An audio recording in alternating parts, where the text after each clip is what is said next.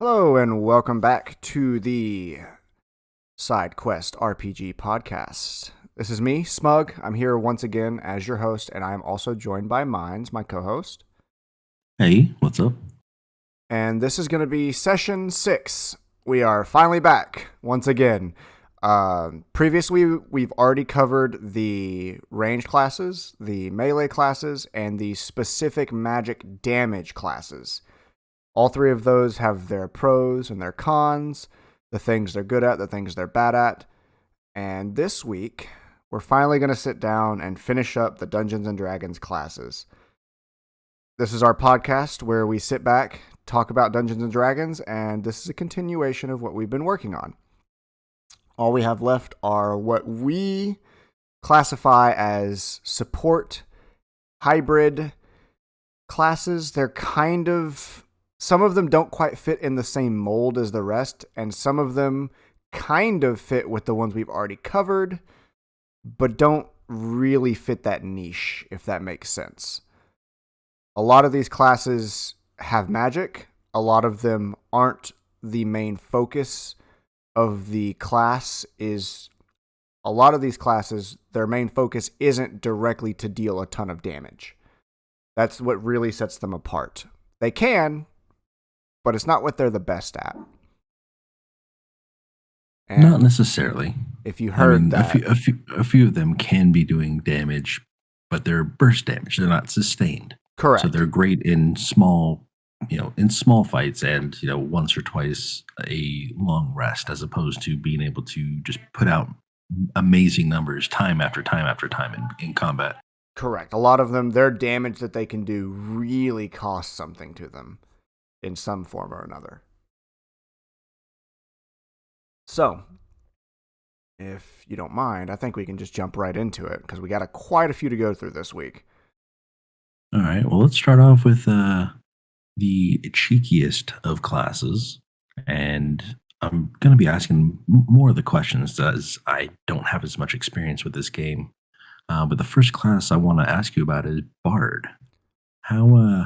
Where do they fit in? What are their pros and cons? Okay, so the way I play a bard is always a counter player, if that makes sense. I like to play them as supporting the weakest link in a certain fight or interrupting the enemy as much as possible. With the simple spells, Vicious Mockery, Tasha's Hideous Laughter, things along those lines, I really, really like to play them that way. Counterspell is a big one. One very popular use of that was, I don't know if anybody's ever watched Critical Role, but in one of the final fights, there's a really big payoff for saving a 9th level counterspell that wins them the fight by the end of it. It was the turning point. So there's a lot of really interesting ways to play bards. You can play them aggressively with the College of Valor, and you can play them more passively with a lot of their other spells.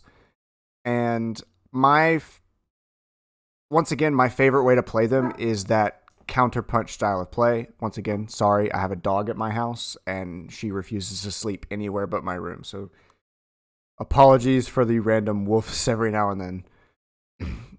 But that's the way I like to play bards, and that's why I put them down as a support class, because that's kind of what they are. They're a bard. They have the inspiration for their fellow players. They have spell slots. Not all of their spells are damage spells. A lot of them are small buffs and boons and debuffs for enemies. Okay, well, can you get into a little bit more elaboration on, say, the Bardic Inspiration? Because I know that's kind of one of the key points of the class. What exactly is the inspiration do? Do you say, do better and then they roll better? Or do they get more damage on their attacks or what? So the Bardic Inspiration is, as a bonus action, you give an ally player for the next turn a point of inspiration. And the way it's ruled out, or at least the way I've always ruled it, is that point of inspiration gives any D20 roll by the player that has the inspiration advantage. Any D20 Do they have roll. to? Do they have to say that you're going to use inspiration before the roll, The or can it be way made after? the way I do bardic inspiration is it can be used whenever. The way I use points of inspiration from like a DM, like for my players on their birthday, they get an inspiration die. They get free advantage on any one roll, but they have to say it beforehand. The way I do bardic inspiration, I say as a DM that you can do it after, because the only one who usually remembers that they have bardic inspiration is the one who cast it, the bard. A lot of times other players will forget that they have that point of inspiration, and the bard will have to jump in. Hey, you have that, you can re-roll. That happens more often than not. I think in the rules they have to claim beforehand, like they have to announce that they're using their inspiration beforehand. But as a DM, I don't mind bardic inspiration being used after you've made the roll. But I will preface, I like it to be made before they know what the outcome is. If that makes sense. Which seems fair and reasonable. But how does that differ from rules as written? I believe rules as written is, I'm going to attack this monster. I want to use my bardic inspiration. Okay, you have advantage on this attack now, and you roll 2d20. So rules as written is they need to be, or it needs to be declared beforehand, and then what you've done is, because you don't dislike that or disagree with it, you play that they can call it afterwards, but before they know the result. Outcome. Yeah. Everyone make a dexterity saving throw. As a DM, I know the saving throw needs to be a 15. Well, the other person, the player, doesn't know it needs to be a 15, and they roll a 16. But this fight's been kind of hard. Maybe it's not 16. Maybe I need a 17 or higher. I'm going to use my bardic inspiration real quick. And they roll again and roll higher, when they would have succeeded on the first one, but they don't know that. Does that make sense? That it does. Okay. So that's the way I like to run it. And the only reason I like to run it like that is because players forget they have that point of inspiration very frequently, more often than you would think they do. So that's too bad. I mean, playing with the bard, you should always be expecting to have inspiration. Right, but a lot of people get caught up. A lot of people get caught up in their turn, and they forget that maybe one person had it the turn before, but now they have it. So yeah, well, what about like damage? Like, do bards do they only use a bow and an instrument? Oh, are there melee bards? Are there, can they do a decent amount of burst damage, or are they only, pluck away with a bow and cast a spell here or there and just kind of disrupt and be an overall menace? So there's multiple ways to play them. Is it anything more than utility? There's more than one way to play them. The College of Valor gives them access to a lot of aggressive abilities. I don't remember any of them off the top of my head, but they get abilities and boons for being in the middle of a fight. You could think of them almost like little swashbucklers that can like sing in the middle of the battlefield.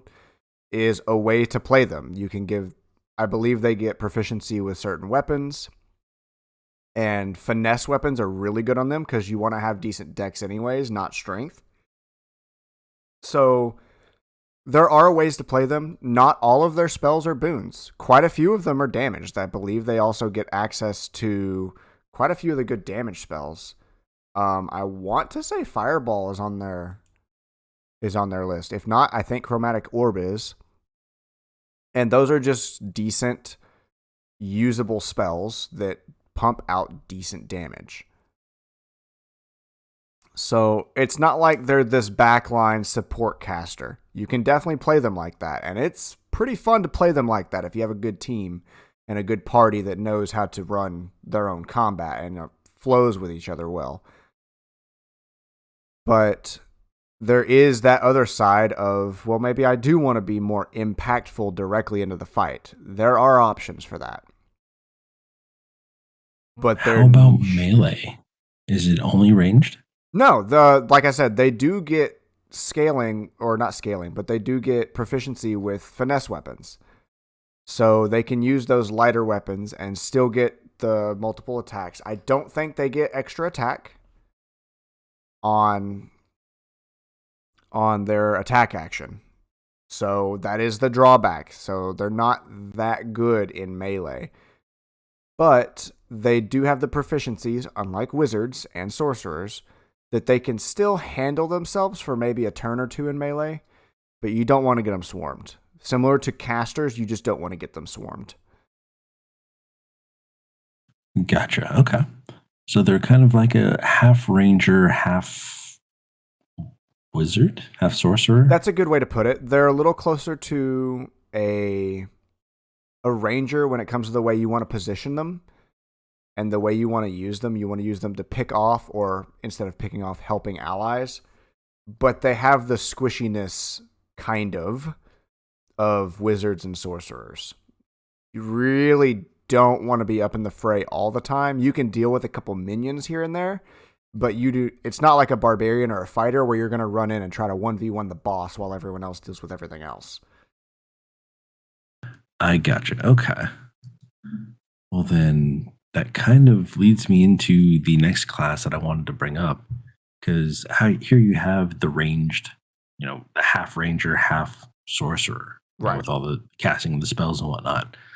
Well, what about the melee side of that? If you want to be a fighter, but you want to cast spells and you want to do a decent amount of burst damage, possibly a little bit of healing, I would assume that that's where the paladin excels at, correct? Yes, that's where the paladin excels at. So, paladin, for me, has a love-hate relationship. I really love the idea of being a crusader or a paladin or even a revenge paladin, which those are fun to play.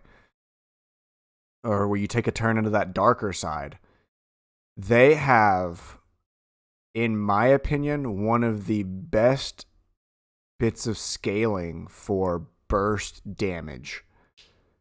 The amount of damage a paladin can deal on an off hit is insane. Because rules as written, they can attack and use one of their spell slots to put extra damage on the top using their smite ability.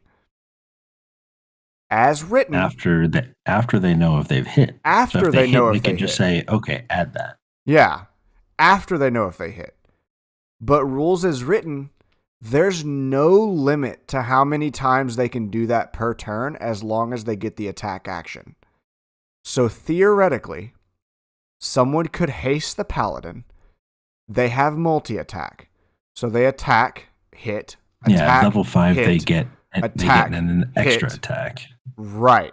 So I'm thinking level 5 and higher, they have extra attack. Someone puts haste on them. And if you haste them, they're getting 4 hits. All 4 of those hits, as written, they could put their smite on. It would cost 4 spell slots of any level. Of course, the higher level ones, you get more damage stacked on it, but still, 4 spell slots. And all of those spells, all of those hits do a ton of damage. And if they crit, the spell damage is doubled too.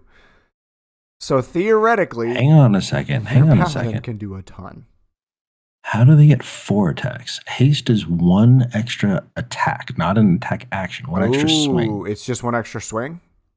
Yes. I've always ruled it as an extra action, period.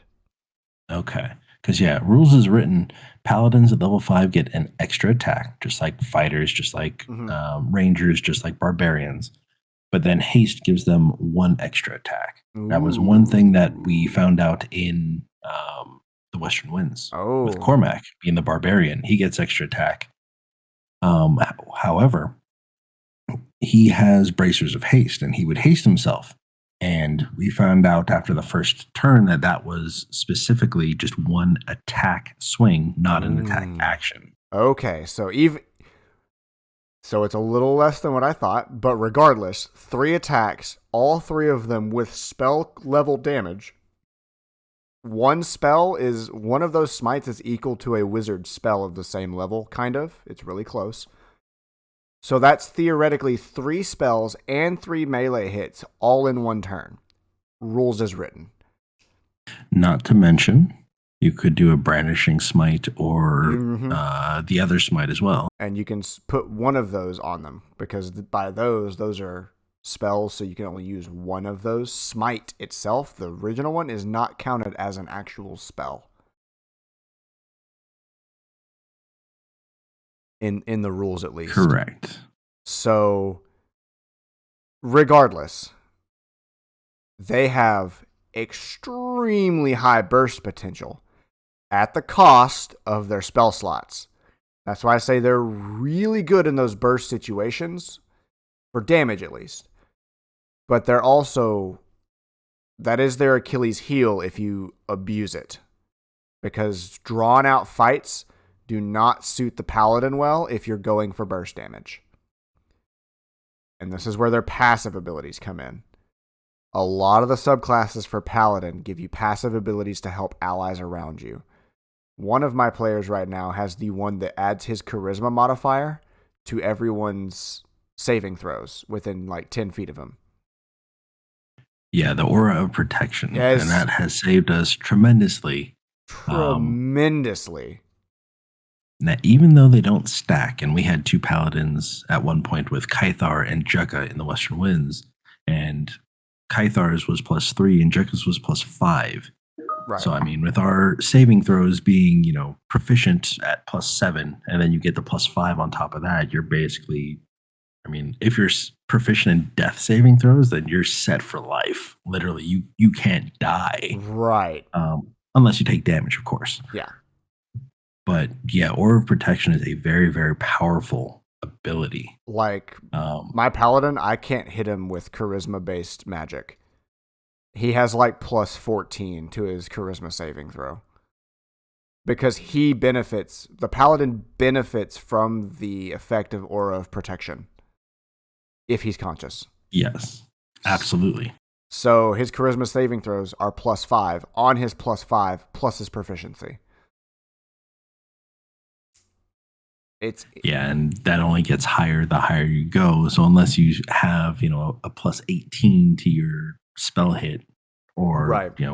To your DC save, that's going to be crazy. But what about utility other than that? I mean, paladins, they're not dedicated healers, but they have quite a bit of healing as far as I've seen. They have some of my favorite spells in the game on their list. The Aura of Life, I think, if that's what it's called, or Life Aura, where you can use your bonus action to heal an ally based off of your charisma modifier.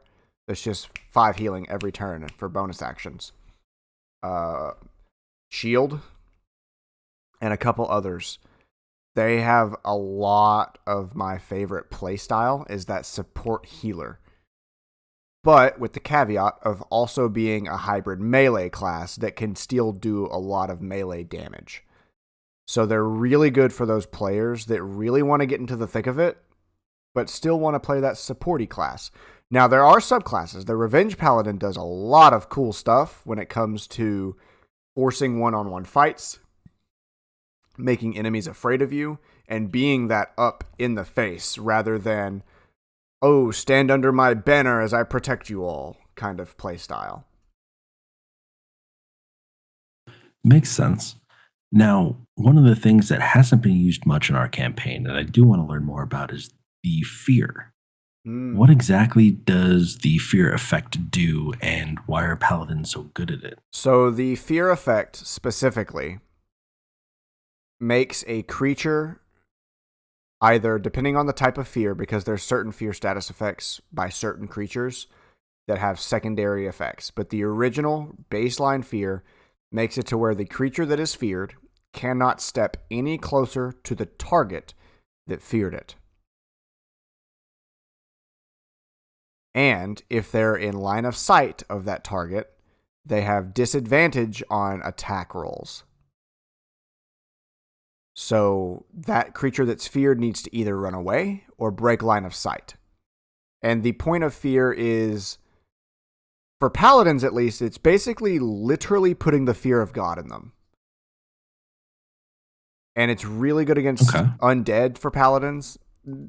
I don't think they have advantage on that for paladins at least. I don't think they get advantage against undead when it comes to their fear. but it still fits into that role of, oh my God, there's a holy person attacking me. They have the power of God on their side. I'm scared now, is the way I've always looked at it, for paladins at least. So the goal would be to get the paladin in between the party and the Whoever they're monster hitting. or the enemy, whoever they're hitting, Yes. and have them, that's when that would make the most sense. Because the monster would either have to do one of three things. It would either stay there and just stand still, make it easy to target. It would break line of sight and run away. Or it would have to run around the paladin, not getting technically closer. Okay. If that makes sense. And if you have a barbarian swinging at everything and running up and just, bussing things in their mouth, it's not necessarily going to be the greatest of useful, right? Right. And there's a really good combo of 3 classes that I really enjoy playing as or DMing for because they're really hard to fight against. A paladin that stands next to a bard and stands just in range to help a barbarian. It is insane the amount of buffs that barbarian can get and be unkillable with that 3-man setup. He's got just enough healing to not go down. The bard is casting debuffs and buffs on everybody, and the paladin just gets to stand there, look pretty, and use smite. So that is a 3-class setup that I really enjoy because those 2 support classes both have damage spells they can still use. And there's a little side caveat now that we've gotten to this point. The hybrid and support classes for D&D still can do damage. Like, I want to keep that clear. Like, all of these classes still have damage they can do. Well, yeah. I mean, especially with the paladin. I mean, that is the burst damage. Correct. Yeah. What would you say is the con of being a paladin? Because I know they have high AC. They can do a lot of damage. They can keep up quite a bit with their healing. Right. But what's the weakness? So the weakness I have for a paladin is it's one of the very few classes where your stat spread needs to be everywhere. You need strength to use your melee weapons or dex. So maybe you want to go dex. But if you do dex, you lose out on the strength benefits like your athletics rolls and your strength saving throws and your strength checks. Because that would normally be your fill-in. So if you want to use strength weapons, you need strength. So if you want to have a high armor class, you need some dex. But you do get heavy armor, which helps with that. But if you had more But don't dex, you need like 15 strength to wear the heavy armor? Depends on how someone's running the game. In like grimdark or more serious tones, yes, you would need higher strength to wear that armor. So your dex won't be high enough. And if your dex is too low, your base armor class is lower, even though you do have the heavier armor. Make sense? Yes. But you also need constitution because you're going to get hit a lot. You want more health, and you need to be able to make constitution saving throws because quite a few of their buff spells are concentration. Like a lot of their spells are concentration, more than you would think. Okay. And then you don't really need wisdom, but it's very helpful so you don't get messed up in combat, right? Yeah, for the throws against magic. Intelligence. Although you do have Aura of Protection to help against that a little bit. Right. The Aura of Protection does give a boost to that. Intelligence, dump stat. You don't need it on a paladin. It's only good on 2 other classes. And then, lastly, charisma. You need charisma on a paladin. It is their spellcasting modifier. Having the higher that modifier is, the higher your Aura of Protection is, the more you can help your party. The higher it is, I believe, some of their other as well, right? Some of their healing spells are based off their charisma modifier. So it is charisma, strength, con, and dex. Like you need points into all of those. All of those need to be positive in some way. That is where the paladin, in my eyes, fall down. Because as my current campaign is going on, I have a paladin in my campaign who has really decent dex. He has decent strength, so if he doesn't use his smites, he's still doing decent damage, even on top of his weapon. And then he has really high charisma. I believe it's at 20. It was his highest roll. He went ahead and put it there and then put more points into it later. But he has low con. Of those 4 stats he needs, his con is low. He has the second lowest HP in the party. The only person lower than him is the wizard. Wow, okay. Right. Yeah. If he put 2 more points into his con, he would have the second highest health in the party. Like, they need all of those points to be able to do it. He's wearing heavy armor. He has the highest AC. But when he does get hit, he goes down really quickly, which can end up being a problem. Paladins are really good. They are one of the strongest, just like you pick the class and you're almost always going to have an answer for something. You're mostly melee. You don't really have a lot of ranged options, but you get access to movement spells. So it's not the end-all, be-all. But no, that makes sense. Your stat spread is really spread out more than other classes. So all right, that's their only con in my eyes. I'm sure some people can find others, but that's the one I always run into when I play or see people playing paladins. Yeah, the 2 that I am aware of on top of what you just mentioned is a lot of DMs will sometimes run multiple encounters in between each long rest. So the paladins they start off, oh, this is cool. I'm going to smite every time I hit. I'm going to smite, and oh, I have no more spell slots. I'm starting to get low on HP. I lay on hands. Oh, that doesn't do a lot of healing. So they end up running out of spell slots. Do you find that to be the case? Or do you just run all your games as, okay, well, they've had 2 encounters. That's enough. They need a long rest so that everyone can feel powerful again. Do you ever run games where there are more encounters, so the paladins have to be, cautious of just blowing all their spell slots every single fight? So the way I run my games is a mix of both. Most encounters they run into are going to be 1 rest, 1 encounter. When they enter dungeon-like spaces, or they're on the run from something, or they're trying to race to get to something, or there's some plot point involved, there will be multiple encounters. And the point you were just making, well, I'm going to use my smite here, I'm going to use my smite here, I'm going to use smite, I'm going to use smite, I'm going to do a ton of damage. I fully believe that you should be saving your smites for the big hits. If you roll a natural 20 on your melee attack, and you were planning to use your bonus action spell anyways, use your smite on a crit. If you hit twice... Happy? Shut up. Dumb dog. If you use your 2 attacks and you hit both, but you don't think you need to use your smite, there's no real reason to use it right then and there, save it. Give me a moment. I gotta let the dog out. No, that's fine. There's no reason to use it right then and there. If there's not a reason, don't use it, because those spell slots are so limited, because they're half-casters still. That's another point I forgot to bring up. They're half-casters. They don't get level 9 spells by the end of the game.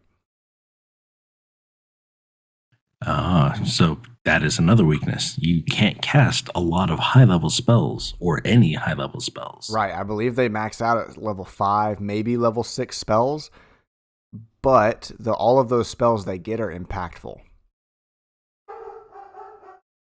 That's good to know. Okay.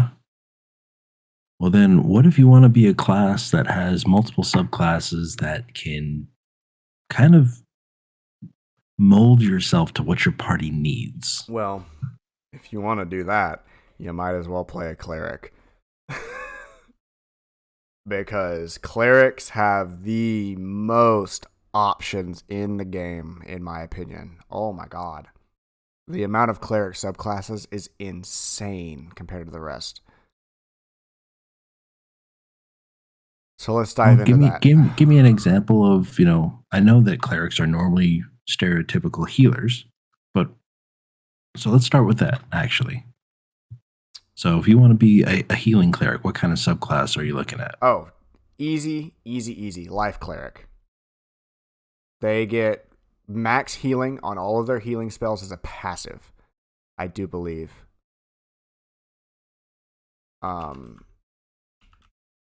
All of them get access to the cleric spell list, which is all of those big healing spells and things of that nature. So Okay. I'm just trying to make sure I find all the cleric subclasses because I just want to number out how many there are. I didn't write this down earlier. Yeah, there's light, there's twilight. Okay, there's so Warforged, there's base game 1, 2, 3, 4, 5, 6, 7, 8, 9, 10, 11, 12, 13, 14 base game subclasses. That's not from really big expansions. That's just Xanthar's Guide, Sword Coast, Player's Handbook, and Tasha's Cauldron. Like, that's a lot for just normal base game. That's a lot. The Life Cleric is the one I was just talking about. They're really good at healing. Light Clerics have a lot of the light and radiant damage spells more than the rest, and those are like built into their kits rather than spells they have to pick. That's spells their subclass gives them. Grave Clerics are really good at keeping people alive at the last minute. They get Gentle Repose as a bonus action and for free. They just have to use it. Oh, wow. Yeah, so if someone goes down, they just have to be within a certain range and they're not dead. They stop making saving throws. Death Clerics do a lot of necromantic damage more than the rest. Arcana, I want to say, gets access to wizard spells here and there. Trickery is all about being stealthy. If you want to play a dexterous cleric and be sneaky man and help out a rogue, like a half rogue, that's what you would pick up because they get Pass Without a Trace built into their kit that they can just use once a day, I believe. If not, they get it without having to pick it as one of their spells they need to learn. War Clerics are all about being up in the front. Forge Clerics are so much fun. Every day they can choose to add +1 to their damage and attack rolls or +1 to their AC as a passive. They just get to pick one every day. That's pretty powerful, especially at lower levels. Especially at lower levels. Clerics are like my third favorite class because of the options. You can play them any way. They're really interesting if you play them right.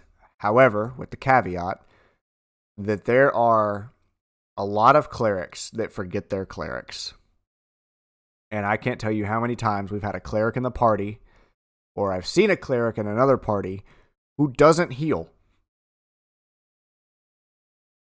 And if you have enough people in the party, if you have enough people in the party, the DM has to make encounters hard enough to counterbalance having a cleric. So when the cleric doesn't do healing, it messes everyone up.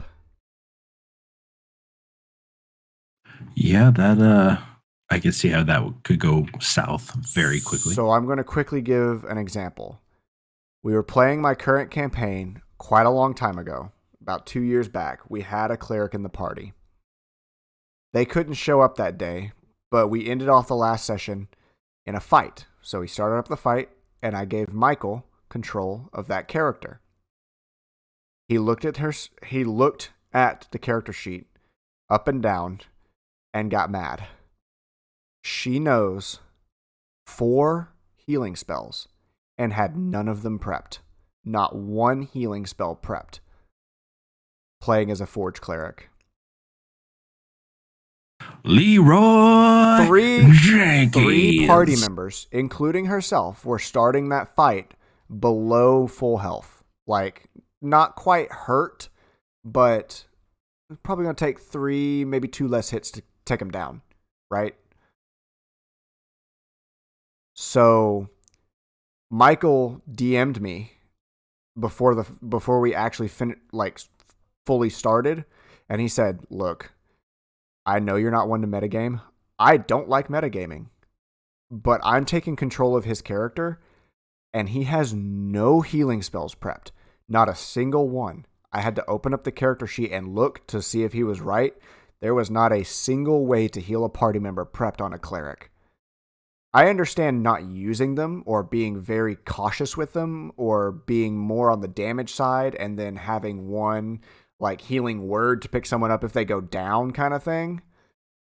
But he had But at least no have way. Yeah, he had one no way something. to pick someone up. So I said, you can go ahead and get Cure Wounds and swap that out for this one on the side.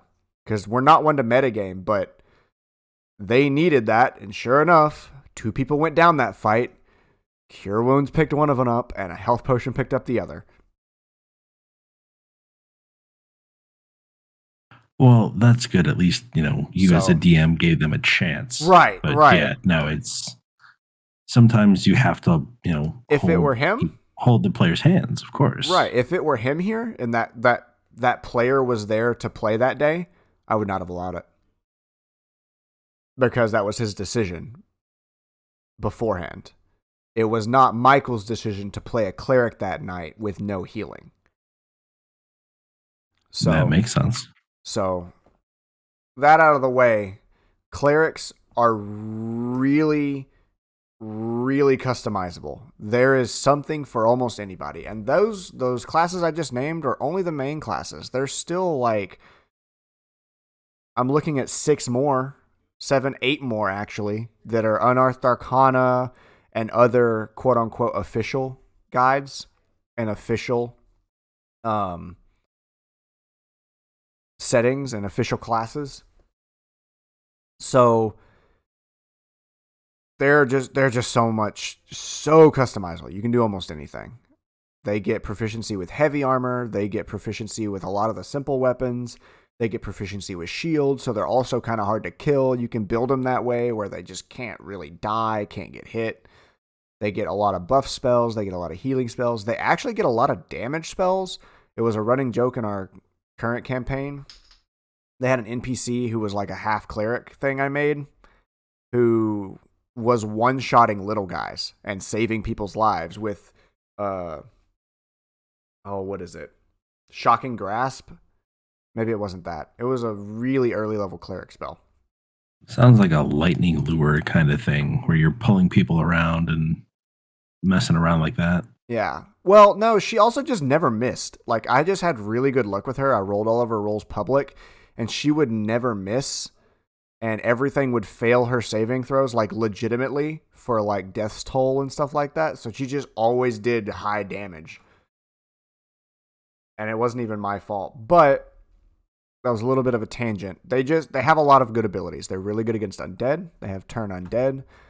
They have their other channel divinities where they can destroy lower level undead at later levels. So they're just really powerful, man. There's nothing else I can say about that. Okay.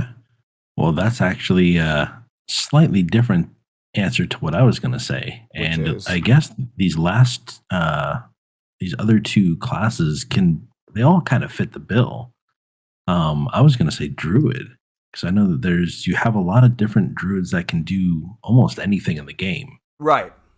From being the, totem of the bear barbarian to having, the spellcaster druids to having even the spores, which are kind of mid-range. Right. Kind of want to be up on the front line, but don't want to be actually taking hits. Let's go move on to druid for now. Yeah. So druids for me were always really fun to play, but I never was able to finish a campaign and get a druid to where I want them. But I do know a couple things that are really good for them. So they have quite a few official subclasses. They really don't have a lot of options in the original base game, just Player's Handbook. They only had the land and the moon subclasses, which is transforming, shape-shifting, or more spells. Those were your two options back when I started playing druids at first. So Yeah, I never enjoyed them. I came in shortly before Tasha's was released, where you have a Right. Circle of the Spores and a number of other subclasses. Spores, too. Stars, and Wildfire. Because when I played first, Xanthar's Guide wasn't even out yet. So I only ever played the Land and the Moon at first. But I've seen them played since. And there's one thing that I would say druids, other than their shapeshifting, which gives them a second health bar, basically, makes them more tanky in terms of being able to get up in front of people and move around the battlefield. This isn't even my final form. Yeah, for real. This isn't even my final form. Transform back. Now it's my final form. Yeah, I was going to say, that's all temp HP, right? Yes. So if they transform into a bear with, say, 80 HP, I don't know what the actual answer is. Say they have 80 HP as a bear. When that 80 HP disappears... I don't have ADHD.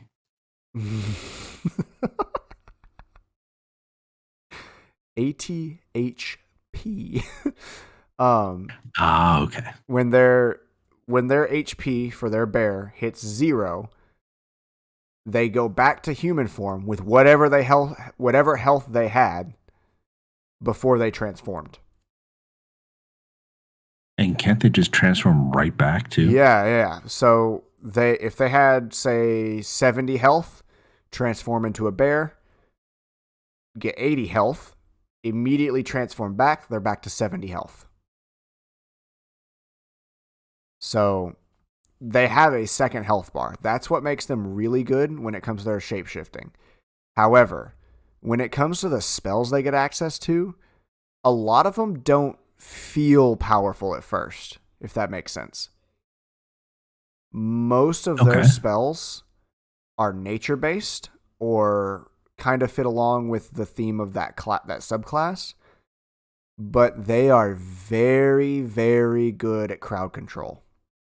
They get the entangling vines. That they get the ability to control the storms as well. Control storms. Call thunder or something. Mm-hmm. A lot of their stuff is really good crowd control. Fairy Fire, one of the most underrated spells in the game that gives your entire party advantage on whoever it hits. Granted, they have to fail the saving throw. Is it advantage? Okay. I just thought it lights them up and you can see them so they can't go invisible. They can't go invisible, and it gives everyone advantage. That's good to know. It is powerful, but the enemy has to fail the saving throw. Oh. So a good combo would be to get a cleric to reduce their saving throws with Blight, so they have a negative D4 on saving throws, and then try for it. Or just go for it. Actually, Zelda can do that with his any sort of spell. Right. If your party has a way of reducing someone's saving throw and making it easier to put effects on them, druids are really going to shine there because a lot of their stuff is saving throw based, not attack roll based when it comes to their spells. And when I'm saying a lot, I don't mean all. There's a lot of the different some of the different subclasses, like Circle of the Land druids, get different creatures they can transform into, and they get more creature CR that they can turn into than a lot of the others. I'm just saying as a blanket statement, they are really good at crowd control in their magic. I'm going to say this over and over again. You're a druid. Use your crowd control. Okay. And what about cons? Why would you not want to play a druid? Druids really, in my opinion, other than their transform state, don't do well melee. A lot of the range classes don't do well swarms. Druids fit that bill too, with the caveat that they can transform and control the land around them. Okay. They're wisdom casters, so you kind of get a double benefit putting points into wisdom. You get better spells, better saving DCs, and better wisdom saving throws, which I think is one of the most common saving throw types in the game. So you want decent dexterity for a good armor class. You really don't need strength. You get you need good constitution because a lot of them are concentration spells. So they kind of fit in this weird middle ground where there's nothing that I can think of off the top of my head that is directly bad about a druid, other than, like most classes, don't get swarmed by little guys. And you don't want to 1v1 a boss, you know? So I would imagine if you're going like the totem or the wild shape, where you could, transform into the bear and whatnot, that you would be fairly fine. right, but once again, but for any of the other subclasses, yes, no, I agree with that. Well, another point is when you're in that bear form, you can't cast spells. Your only option is to do what the bear can do. Okay. You can keep concentration on spells you've already cast, but you cannot cast a new spell. Fair enough. I think they actually get the ability to use certain level spells. Right, beast spells at 18th level. 18th level, you can perform somatic and verbal spells, but you can't do material spells. Okay. And you don't get that till level 18 as a beast druid, as all of the druids with their wild shape. Like I said, I think the land druid gets more CR rating, and they can transform into bigger creatures than the rest. So, yeah, there's nothing really about a druid that's like bad, but they're also not incredibly strong. Does that make sense? They really are not. You're not going to see the damage output as a full damage ranged caster. You're not going to see the same damage output as a cleric if the cleric's going a lot of damage. You're not going to see the same damage output as rogues for sure, or even fighters. But their ability to shape the battlefield to help the party, to put the party or themselves in a more advantageous position, is higher than any of the other support classes when it comes to just the spell effects by themselves that I can think of. All right, gotcha. So we've done Bard, we've done Paladin, we've done Cleric, and Druids. Correct. Which leads us to our last class. And right. This is I the have one.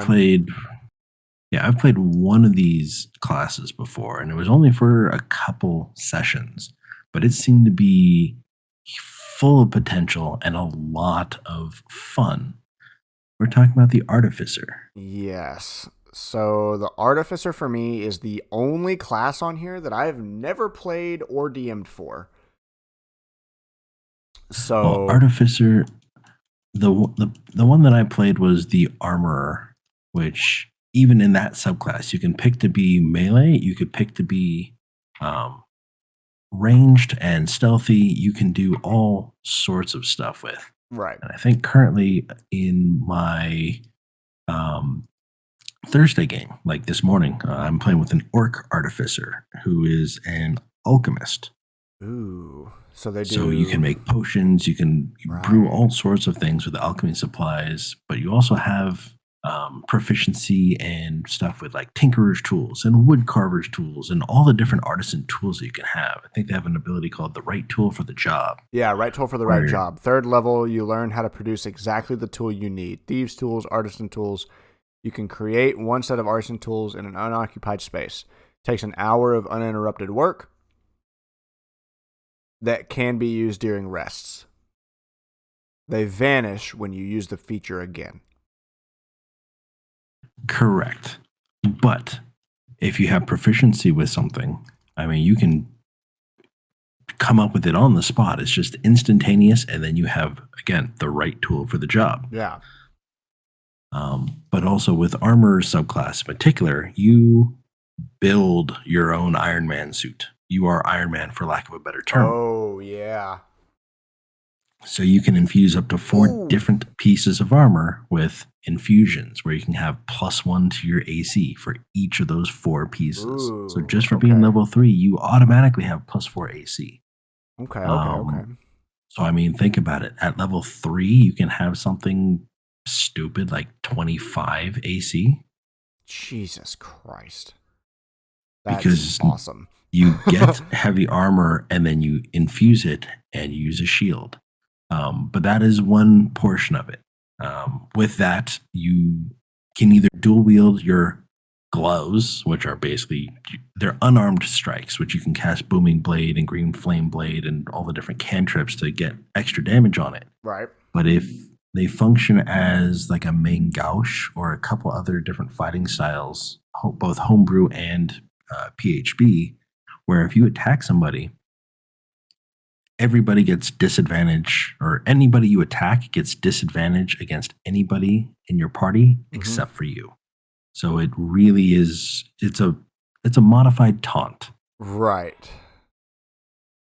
Okay. And if you don't go with that guardian armor, you can go with a Dexy sneaky type build where you have advantage on stealth and you have this cannon mounted to your back that you can fire from ranged, and you act kind of like a ranged, like a ranger or a rogue that's an archery rogue. Right. In our Monday game that I was a part of, I was working on multi-classing into an artillerist, so I could summon a cannon and still get my sneak attack on it.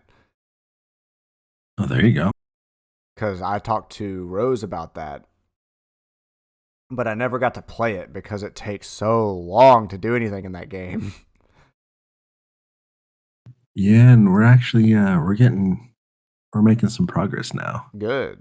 That game was fun. I just had work conflict. But of course. Regardless, back to Artificers. They are a welcome addition, finally having someone else who uses intelligence as a casting modifier for something. So they're a welcome addition. From what you're describing and what I've been able to read and see about them, they are versatile. Very much so. Very versatile. They have a lot of secondary abilities that are out of combat too, which I really love. I love classes that have out of combat things they can do that give them an identity. Yep. Well, the other thing is they are int-based casters. Mm-hmm. One of only two, I think, right? Yeah, wizards are them and wizards. So they're only two that use intelligence as their modifier. So that alone makes it fairly fun to play because you are the smarty pants of the group. Oh, you can come up. You have the arcana checks. You have, the know-how. Your character can come up with all these really complex, really intricate plans that, a barbarian is never going to think of. Mm-hmm. So if you're playing as a barbarian, unless you have a really high intelligence, you shouldn't be trying to come up with, 5 or 6 or 20 step plans. Versus with this character, you can really kind of get down and plan and say, okay, well, I'm going to do this, I'm going to do this, I'm going to do that, as opposed to just stumbling upon answers with a lower intelligence character. Mm-hmm. But you also have access to things like catapult, which at level 3, I think it is, you get it. Yeah. Catapult is a spell. It's 3d10, and you just pick something in your inventory and fling it at something. And do up to 30 damage. Or something nearby, too. Yeah. A door, a rock, a wall. Oh, I love the idea of just chunking rocks at people magically. It reminds me of the game Control. Just throw rocks at people. Oh, yeah. That works, too. One downside I do see is they are half casters. So they only get spells up to level 5, from what I can see. Yes, but most of their classes or subclasses have something beneficial. Like the armor class makes you a paladin, or it makes you a rogue, an archery rogue. Right. You have the artillerist, I believe, or a battlesmith, which means you can craft a mobile cannon. Oh, yeah. Just on the fly. Okay, well, something's coming at me. Give me 5 minutes or give me 1 minute. I'm going to come up with a giant mortar, and that has legs of its own, and I'm going to command it over there, and it's going to lob mortars while I'm running away and casting spells and being support. Right. Their trade-off for the half casting, from what I can see, is they can equip more magic items than anyone else. Especially at level 18, they can attune to 6 magic items.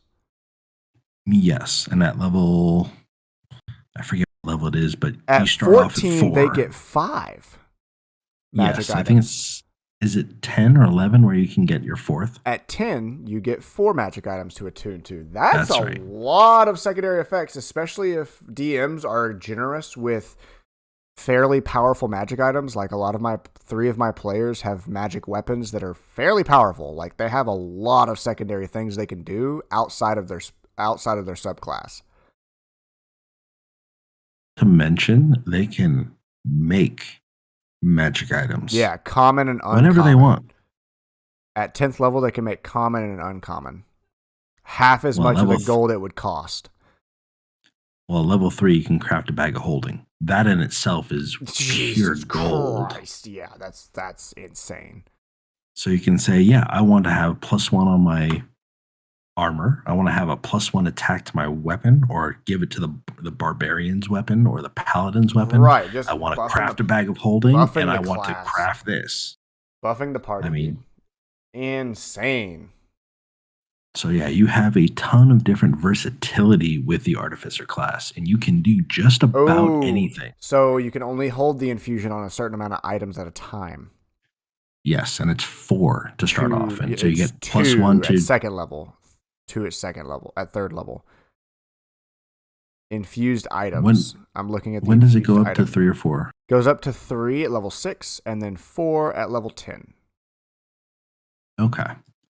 For some reason, I thought I had all 4 at level 3. You can attune. I must have read that wrong. To multiple items, but you can only hold your own infusion for a certain amount of items. That makes sense? Okay. But you can also switch your infusions on a day-by-day basis, if I'm correct. I believe it's a rest. Or it depends on the infusion, yeah, I think. A long rest. Yeah. Yeah, it's the long rest. And you can say, oh, okay, well, I'm going to do this. Mm-hmm. The other thing, specifically with the armor or subclass, if an arm falls off, you can just build yourself a new arm. Yeah, that's perfect for grim dark settings where losing limbs, not necessarily common, but it's possible. Perfect for those settings. Yes, and the fact that you are in your armor the entire time. Think, what is it, the power armor from Fallout? Oh, yeah. You literally imagine that, but it's part of you. Like that just sounds fun. It's just an exosuit. Yeah, but it's not. You have to. That's why I made that analogy earlier, because when it came out, everybody just imagined, okay, armor artificer is Iron Man. You build the suit, you never take it off. You can doff it, but unless you choose to do that, nobody can remove it from you. So if you give yourself the +1 to armor, you just automatically get whatever that armor was made out of. So if you're, follow me on this, you only have light armor, but you can take a set of heavy armor and make that your armor. So if you get plate and you only have proficiency with light armor, it doesn't matter. You can equip a 19 AC armor on your light armor proficiency character. Your armored set. And then give it +1 with your first infusion. So you're at 20. You get a shield, which is +2. You give it +1. You're at 23. If you have a ring of protection or a cloak of protection, you're now at 24 without any other thing. Oh, yeah. But by itself, if you can find a way to find a set of plate armor at level 3, you are, and any shield, you are automatically at 23 AC with nothing aside from your own abilities. My next character in any campaign I play is going to be an artificer now. You have sold me. It gets dumb. I mean, you've sold me. It's about, as far as I can tell, and again, I've only played like 3 sessions, and then that was the campaign in Eberron that the DM, his quest giver, was trapped inside a bag of holding with no way out. So that didn't last very long. Right. But, I mean, I would put that on the level of potentially the the bear barbarian and the wild shape bear druid. Right. With 150 hit points at level 3 kind of thing. Like it's Jesus Christ. I mean, the potential is up there. I don't know how well it works in not in theory, but actually on in the game. Mm-hmm. But it was a lot of fun to just mess with it, and the fact that you are smarter than everyone else, you can play that cocky, arrogant. Yeah, well, you don't know what you're talking about, so I'm making the plan. Yeah, exactly. Play you the can asshole, play that. dig into it. Yeah, and I mean, it's one of the things I wanted to touch about on the Paladin is most people expect the Paladins to be the lawful good, the Supermans, the goody two shoes, the Captain Americas, I must do what's right for for king and country, for queen and country, this and that. You do have the occasional, the Vengeance, the Oath of Conquest, the people that want to play the Edgelord, but you have two specific stereotypes for Paladins. With the Artificer, you can run the gamut, and you can be that smarty pants that just knows everything, and if somebody comes to ask you, say, oh yeah, I know how to do that. Or if I can't do it, I'm going to build a robot that will, kind of thing. And you can do exactly that. Right. And all the different things like the alchemist, you're brewing potions, and you could be, you come from a brewery or distillery where you make all sorts of alcohol, but you can also make homemade Molotovs. You can make, potions and play the Mad Hatter from Alice in Wonderland. As the battlesmith, you're carrying a giant cannon with you.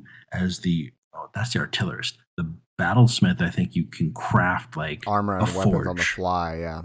Yeah, you can literally build yourself a forge in a matter of minutes or maybe an hour, and you can literally craft armor and craft weapons. Oh, your magic weapon got broken in half. Okay, well here I'm going to craft you a new +2 sword. Or here you go. Let me fix that one up. Bing, bing, bing. Done. Exactly. So the artificers, they have the ability to do almost everything except for heal, as far as I'm aware. And I think they the alchemist, cure wounds. I think the alchemist, and then they do get cure wounds to their spell list. Yes, but they're not going to be the same as like a light cleric. Right. It's almost like a ranger picking up cure wounds just so they have an option for it. Because you never know when you need that. Oh, fuck, everyone's dead. Let me pick one guy up. Exactly. But you can be a tank. You can be the ranged. You can be a damage dealer. You can be, you can be literally the support class. You could be the NPC shopkeeper. You can craft magic items. You can be, the sky's the limit with the artificer. And that's kind of why I was drawn to that that was one of the first characters I wanted to create, because it just seemed so intricate and different. The fact that, Well, everything you just told me just confirms that Michael's idea of playing an artificer that's just a vacuum salesman is possible. Oh, absolutely. Have you seen Spaceballs? Medieval world, he's just a vacuum salesman. Have you seen Spaceballs? I have seen Spaceballs. So you know how powerful from suck to blow. Can be. She's gone from suck to blow.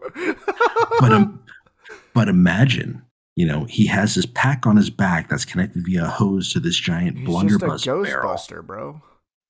Exactly my point. It's a vacuum, but it's not a handheld push vacuum. But it's going to be through the barrel of a blunderbuss that has this massive engine fan on this battery pack behind him. He literally is a Ghostbuster. So what you're telling me, ghost that he's sucking up. So what you're telling me is we got to get two artificers.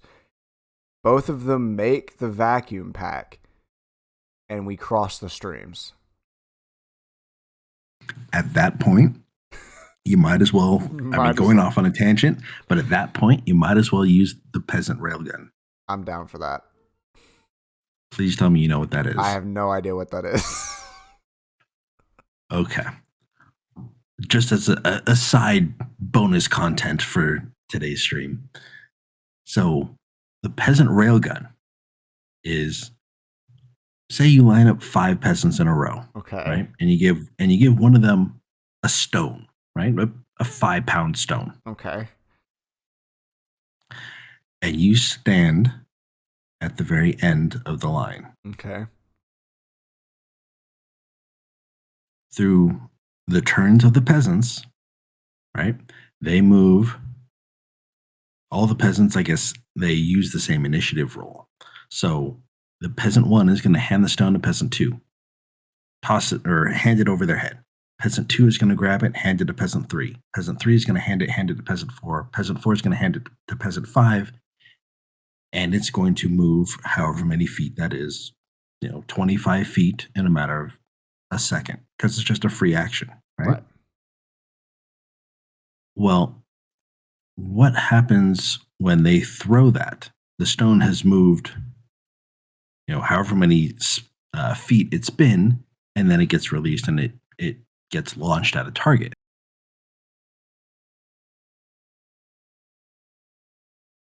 So imagine doing that with 3 miles of peasants. So in D&D the idea rules, behind it's it, 6 seconds yes. of... The idea behind it is that the item would be accelerating at an incredible rate, right? And therefore deal a colossal amount of damage simply because of the force behind the item. So you get 1,000 peasants occupying a 5-foot square, right? So 5,000 squares. Okay. It's being the item being passed down the line is traveled basically 5,000 feet. But if they're all in the same 6 seconds. initiative, it's in 6 seconds. Then yes. So hang on. Before you get into the exact math, you can easily get to the point that anything traveling that fast is going to do a lot of damage to whatever it collides with, right? Right. Okay. So now, but all but the first couple hundred peasants are likely screaming in pain as their arms are being ripped off as the rock passes through at Mach speed, the more you get. Right. But yeah, I mean, if you have miles of this thing, if you have from one city to another city and you're trying to bust down a castle wall, I mean, it's going to be It's just one stone, insane. bro. It's just exactly. one stone. I mean, people who live in glass houses should absolutely pass the stone to the next peasant down the line. Mm-hmm. Oh boy. But yes. So basically, but I've never heard of this before. It can and it can't work depending on how true to the rules spirit of the game the DM wants to be. Right. Yeah, it would require a ton of physics homework, so then you'd have to ignore the 5e rules to substitute your own damage with the goal of it being realistic. Right? So it's ultimately the point of the rules in 5e isn't to be hyper-realistic. They're meant to provide a framework for the game, to take place while giving the DMs plenty of resources to help them, adjudicate situations accordingly. There's also Rule 0, which basically states that the DM has final say on what goes and what doesn't go. Yeah, no shit. Because I would never allow that. As funny as that is. That is so I don't know dumb. a single DM that would. That is so dumb. But just for the potential of things to show you how dumb this can be. Right. 5,000 feet away from, I don't know, Zeldok, right? Using my character. 5,000 feet away from Zeldok. The party hands a rock to the first peasant in line. And I just watch on in horror. This is fun. Oh, no. The rock travels 5,000 feet in 6 seconds, which is 833 and a third feet per second. Let's see. Which is an average of about 560 something miles an hour. Now, let's say that 1,000 peasants just isn't grand enough, right? Let's go 10,000 peasants. So in this exercise, again, it's just an exercise. The rock travels 50,000 feet in 6 seconds, which is, again, you're upping it by 10. Mm-hmm. So now you're going at 57, 56, 50 miles an hour, which is okay. Let's see, fastest bullets in the world, right? Shot out of a sniper, high-powered, high-caliber sniper gun. Right. Is traveling about 1,800 miles an hour. This is 3 times that Mhm. speed. Yep. So 3 times the fastest bullet in the world shot out of the largest gun in the world. That's how fast a stone is traveling. Jesus. So, yeah, presumably whatever target it hits explodes and the rock continues on its trajectory, doing untold damage to whatever happens to be in its path. Shredding. So, through. yes. Jesus Christ. As I said, at that point, you should just might as well, roll with the peasant railgun. There have been stories, and I remember seeing a post somewhere where somebody actually made it using the 5E rules. They did everything in their power. It took a lot of time to set up, but they have found a way to create a railgun, and it works. But I can find the article and I can bring it up next session if we need to. But We'll see. oh god, it's so dumb. Going down the rabbit hole in this thing is just it's amazing what people have come up with in the rules of D&D. And that's why I love it so much, is because you have I love that people can do that. To do whatever you want. I love that people can do that. Because it's just guidelines. Yeah. And I'm never going to allow that again. Well, any of my players are listening, do not get any ideas. In a fantasy game, if you happen to hear the word railgun, something already should be red flagging your brain. Don't do it. May have lore dropped that at some point. I'm kidding. Yeah. I didn't actually. But, man. Whew. But yes. Well. Anyways, that's it for me this week. I'm heading out. Yeah, we have stuff to do.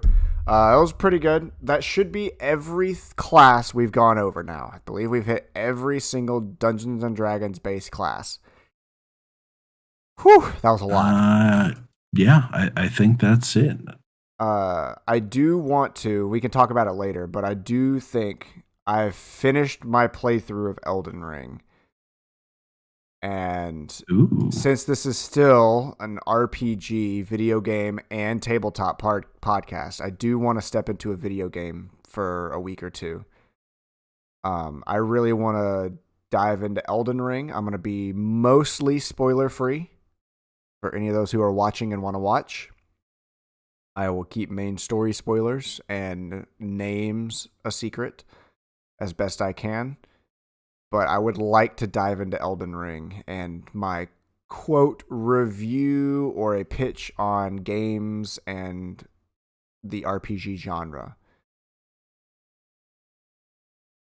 I'm down for that. I mean, I haven't played it yet, but I have a bunch of questions. I've played the Souls games before. I know tons of people that are playing it and loving it. It is very fun. I will be writing up some thoughts on that for next week. And unless there's anything else you want to talk about. No, I think that's it. All right. Well, this should be uploaded to Spotify today, and be looking out for the YouTube video soon on my YouTube channel. And it should also be up on Mindz YouTube channel. I think it's _Mindz on YouTube, or is it just Mindz? I believe it's just Mindz, or it might be Mindz Gaming. I'll have to check. Anyway, the link will be provided. It'll be in my description of the YouTube video if you found it. Anyways, this has been the SideQuest RPG podcast. This is your host, Smug, your co-host, Mindz. Signing off. We'll see you next week. See you next week, guys.